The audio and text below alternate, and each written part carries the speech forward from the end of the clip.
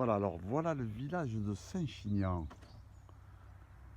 sous un ciel un peu gris. Nous sommes aujourd'hui le 4 novembre, hein, et je suis à Saint-Chinian donc, et je visite la nouvelle cave euh, de la famille Bourgne, Cyril et Nadia, du domaine de la Madura. Alors Cyril, pourquoi faire une nouvelle cave? Pourquoi? Pour travailler dans de meilleures conditions, parce qu'en fait on avait une cave dans le village, on avait juste la partie cuverie et le chai à barrique, et voilà, et le reste était un peu à droite à gauche, on stockait le vin chez un collègue, le bureau était à la maison, le garage à la maison, enfin. Donc l'idée c'était de tout regrouper en un lieu pour pouvoir mieux travailler et travailler dans des conditions aussi un peu plus efficaces techniquement. On voulait avoir un bâtiment qui soit pas une verrue dans le paysage, mais qui s'intègre vraiment. Donc il reste encore un peu de travail pour aménager les abords, mais voilà, on est au milieu de la nature et le but c'est qu'on ait une vue de la nature et que ça n'ait pas d'impact sur notre environnement qui fait pour nous la richesse de notre bâtiment. Et après on a cherché un architecte qui était prêt à travailler avec nous avec un budget très limité. Voilà, et donc on a eu la chance de trouver des architectes qui étaient intéressés par le projet, qui sont intéressés aussi par le vin.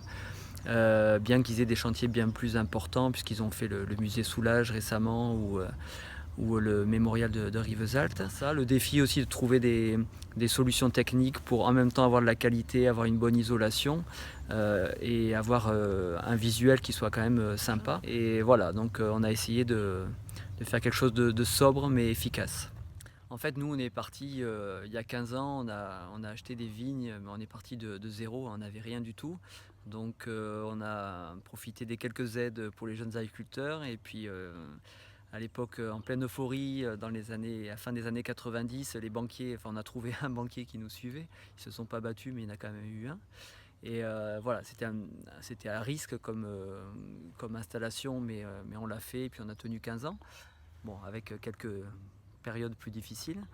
Et voilà, il se trouve que la situation s'y prêtait puisqu'il y a en ce moment des taux qui sont très favorables et puis des aides européennes qui nous aident à financer ça. Donc, bon, déjà dans tout le domaine, le secteur agricole, je pense que sans l'Europe aujourd'hui ça ne fonctionnerait pas. En tout cas, il faudrait revoir complètement les choses parce qu'aujourd'hui le producteur n'arrive pas à vivre de sa production, c'est malheureux, mais voilà, je pense que dans tous les domaines, quand on produit, on n'arrive pas à avoir de marge. Et ce sont les intermédiaires qui ont des marges. Donc dans la vigne, c'est un peu pareil, il y a quelques rares exceptions, célèbres soit, mais des exceptions. Et après, voilà, si on n'a pas un peu de perfusion, on a du mal à résister. Voilà, le but c'est de pouvoir bon, non seulement recevoir des groupes, organiser des dégustations avec d'autres vignerons, mais aussi pouvoir avoir des activités, enfin avoir une synergie entre l'activité viticole et d'autres activités, donc qu'elles soient artistiques, voilà, la peinture, de la musique ou autre, pour dynamiser notre activité et attirer un petit peu du monde. D'accord. Voilà. Voilà, l'idée c'est d'avoir un outil qui nous permette de communiquer, de faire vivre le lieu et puis faire parler du vin en même temps.